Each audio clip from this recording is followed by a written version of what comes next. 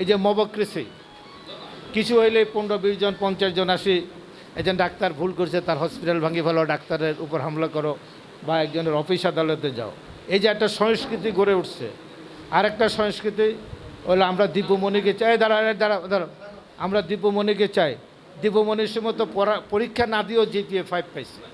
এখন যদি আপনি পড়ালেখা না করে জিপিএ 5 পাবেন, ঢাকা ইউনিভার্সিটিতে আসে, উনি আছে, ওনারা আছে, জিপিএ 5 পাওয়া এসএসসি এইচএসসিতে আইসা 10% 100-তে 5%ও 5 নম্বরও পায় না। এই জিপিএ 5 পাওয়া ওনারা, যে লেখাপড়া না করে সার্টিফিকেট নিয়ে আসছে। এই অবস্থার থেকে আমাদেরকে মুক্তি পেতে হবে।